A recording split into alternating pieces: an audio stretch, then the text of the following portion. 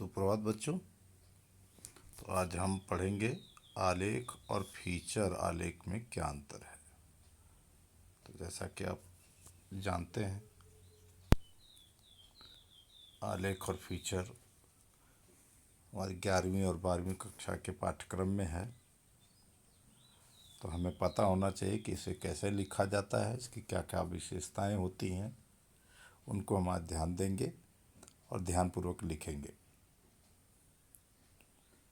आलेख का वर्गीकरण, रिपोर्ट, फीचर और आलेख में अंतर, आलेख के उदाहरण, ये सारी चीज़ें आपको यहाँ मिलेंगी।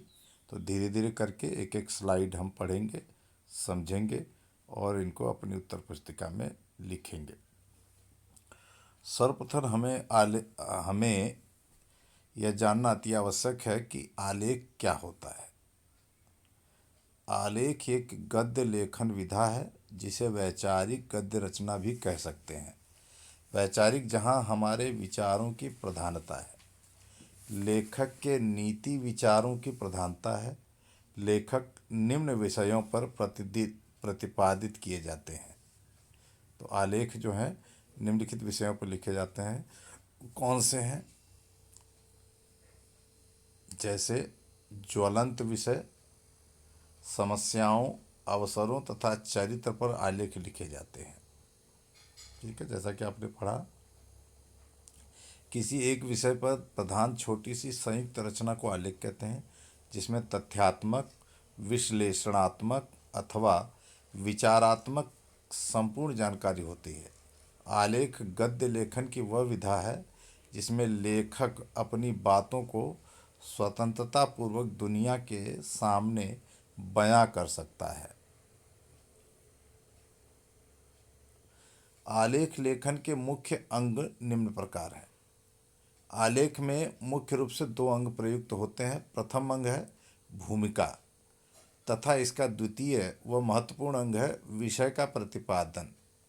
भूमिका के अंतर्गत शीर्षक का अनुरूपण किया जाता है, जिसमें भूमिका के अनुरूप छोटे लिखने की बात कही जाती है, तथा विषय के प्रतिपादन में विषय का क्रमिक विकास, तारतम्यता और क्रमबद्धता का ध्यान रखा जाता है।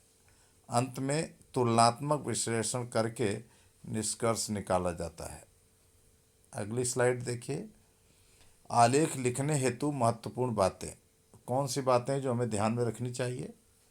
सर्वप्रथम, आलेख लिखने से पहले अध्ययन, शोध कार्य, चिंतन मनन और विश्लेषण होना चाहिए, होना अति आवश्यक है, तथा उसके बाद आलेख की शुरुआत करनी चाहिए। ध्यान देने हेतु बात यह है कि आलेख का प्रकार संक्षिप्त होना चाहिए। इसे हम निबंध का संक्षिप्त रूप भी कह सकते हैं।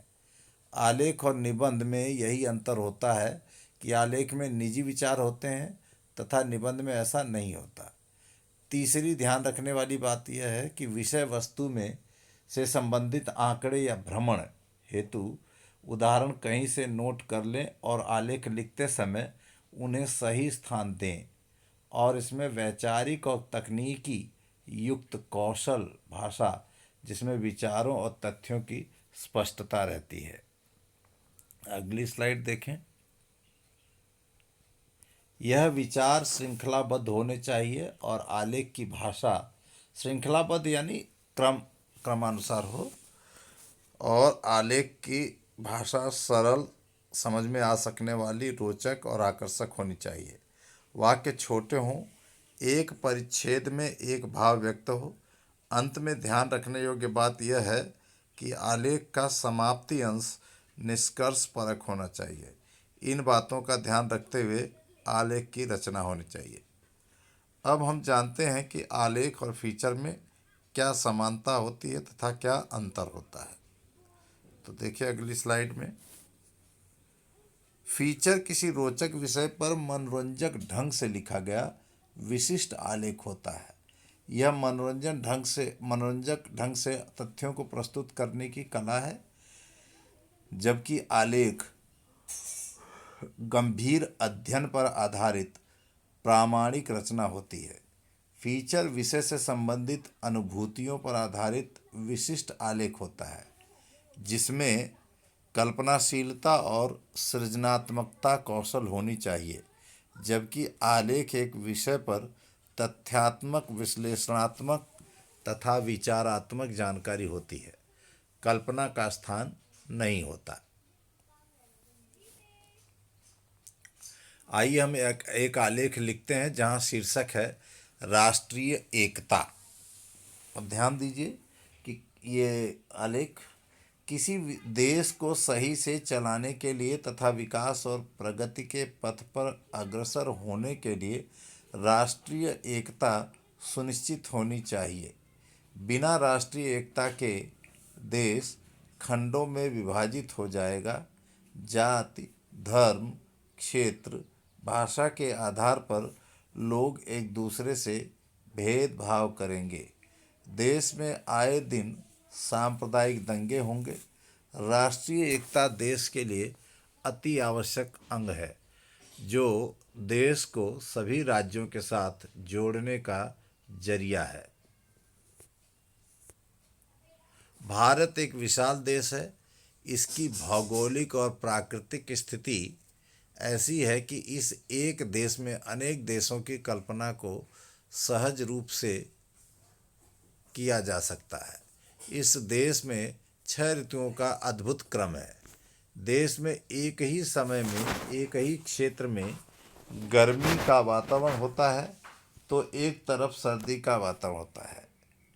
एक क्षेत्र में हरियाली होती है तो दूसरे क्षेत्र में दूर दूर तक रेती के अलावा कुछ दिखाई नहीं देता।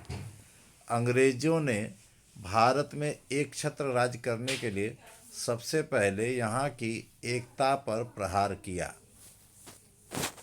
क्योंकि कोई भी शासक अपना प्रभुत्व जमाने के लिए जनता में एकता नहीं चाहता है।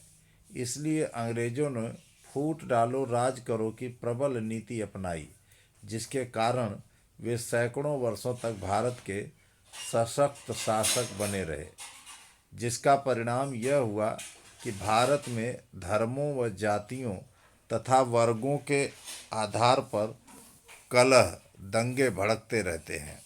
वे कभी किसी एक धर्म के लोगों को संरक्षण देते और दूसरों को तंग करते, तो कभी दूसरे धर्मों के लोगों को प्रोत्साहित करते। या दूसरे में बड़े की मात्रा लगा लेना या छोटे की गलती से है करते थे, जिससे जनता परस्पर लड़ती रहे। फिर भारत के स्वतंत्र होने पर अंग्रेज भारत की अखंडता समाप्त करके ही गए थे। इस प्रकार आपने देखा कि राष्ट्रीय एकता विषय पर आलेख, और इसमें बहुत सारे उदाहरण भी दिए गए हैं। आशा है आपने ध्यानपूर्वक सुना होगा, समझा होगा और इसे अपनी उत्तर पुस्तिका में लिखा होगा। इन्हीं शब्दों के साथ एक बार फिर से आपको चेतावनी, घर में रहें, सुरक्षित रहें। धन्यवाद। आपका दिन शुभ हो।